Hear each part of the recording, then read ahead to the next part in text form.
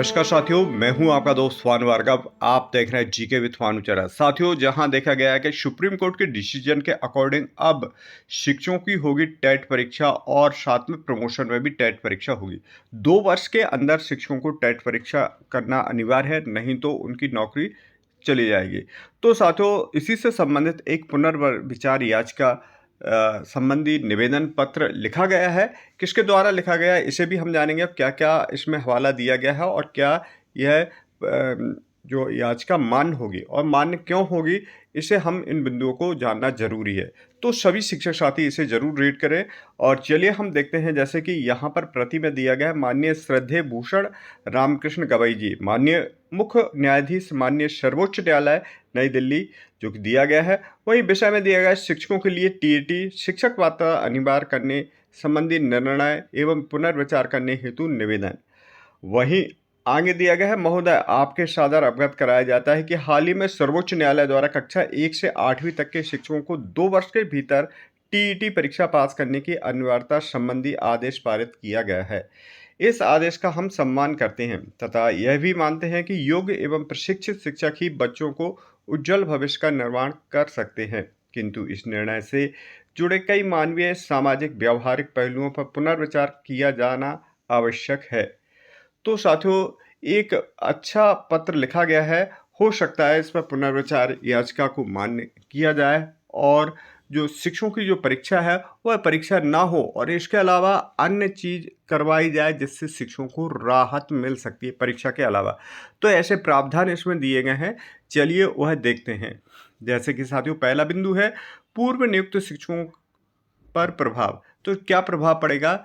अनेक शिक्षक ऐसे हैं जिनकी नियुक्ति शिक्षा का अधिकार अधिनियम लागू होने से पहले निर्धारित नियम विवाह शर्तों के तहत हुई थी। अब वर्षों बाद नई अनिवार्यता लागू करने से उनकी नौकरी पर संकट खड़ा हो जाएगा। तो साथियों, शिक्षा का अधिकार जो नियम लागू हुआ था वह 2011 में हुआ था और उसके बाद ही जो परीक्षा आयोजित कराई गई थी एनसीटीई द्वारा।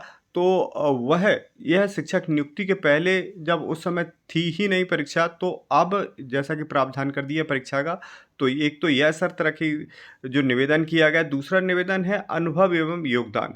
ग्रामीण एवं गरीब बच्चों को शिक्षित करने के लिए परिषदीय विद्यालय में शिक्षकों का दशकों का योगदान रहा है। उन्होंने समिति संसाधनों एवं विपरीत सीमित साधनों एवं विपरीत परिस्थितियों में भी शिक्षा का स्तर बनाए रखा है।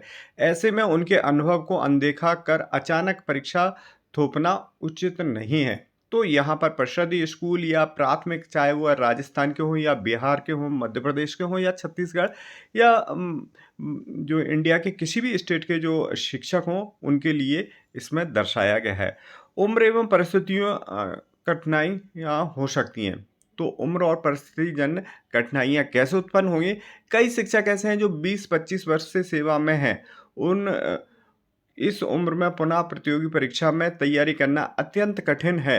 इससे न केवल मानसिक दबाव बढ़ेगा, वहीं बड़ी संख्या में शिक्षक बेरोजगार हो सकते हैं। तो साथियों, क्योंकि उम्र भी हो गई है, 25-25 सेवा करते हुए 25 वर्ष भी हो गए या उससे भी अधिक हो गए हैं, तो ऐसे में आप प्रतियोगी परीक्षा देना काफ़ी कठिन होगा। वहीं शैक्षणिक ढांचे पर भी असर पड़ेगा। अगला बिंदु है, यदि अनुभवी शिक्षकों को बड़ी संख्या से नौकरी से बाहर हो जाते हैं तो प्राथमिक शिक्षा का आधारभूत ढांचा बुरी तरह प्रभावित होगा। इससे विशेष रूप से गरीब और ग्रामीण बच्चों को शिक्षा प्रभावित होगी। तो साथियों, ये भी बिल्कुल सही बात है। यदि शिक्षक अपनी नौकरी से बाहर होंगे तो शिक्षक जो ग्रामीण क्षेत्र के कई बच्चे ऐसे हैं जो गरीब बच्चे हैं, तो उनके लिए अनुभवी शिक्षकों की कमी आ जाएगी और उनकी शिक्षा निश्चित रूप से प्रभावित होगी। वहीं आगे देखते हैं, अगला बिंदु 5 पर बिंदु है जो भर्ती के समय की शर्तें जो थीं उसके आधार पर हवाला दिया गया है। शिक्षकों की भर्ती जिस समय हुई थी उस समय की विज्ञप्तियों एवं शर्तों के आधार पर ही लोगों ने आवेदन किया था। बाद में नियम बदल करके उन्हें लागू करना न्याय संगत प्रतीत नहीं होता है। वही 6वां बिंदु हम यहाँ पर देखते हैं, निवेदन संबंधी आर्थिक एवं पारिवारिक संकट। अनेक शिक्षक शिक्षा ऋण, गृह ऋण आदि चुका रहे। यदि नौकरी चली जाती है तो न केवल उनका बल्कि पूरे परिवार का जीवन संकट में पड़ सकता है। माननीय सर्वोच्च न्यायालय से हमारा निवेदन है कि इस आदेश पर पुनर्विचार करते हुए सेवा में कार्यरत शिक्षकों के लिए वैकल्पिक व्यवस्था की जाए, कार्यरत शिक्षकों को छूट दी जाए अथवा इन सरलीकरण प्रशिक्षण रिफ्रेशमेंट कोर्स की व्यवस्था की जाए। केवल नई भर्ती पर ही यह नियम सख्ती से लागू किया जाए। तो साथियों, यह निवेदन किया गया है। इससे न्यायालय का उद्देश्य भी पूर्ण होगा और हजारों शिक्षक व उनके परिवार को अन्याय का सामना नहीं करना पड़ेगा।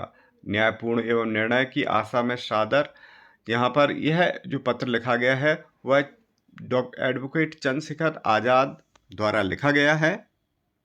इधर सांसद हैं, संसद सदस्य हैं और लोकसभा के यह सदस्य हैं उत्तर प्रदेश से नगीना, जो कि लोकसभा सीट से निर्वाचित सदस्य हैं। तो इनके द्वारा यह पुनर्विचार याचिका से संबंधित निवेदन पत्र लिखा गया है और संभवतः यह मान्य होगा और हमारे शिक्षकों को निश्चित तौर पर यह लाभ मिलेगा। आपकी राय क्या है, हमें कमेंट जरूर कीजिएगा और किस टॉपिक पर हम वीडियो लाएं।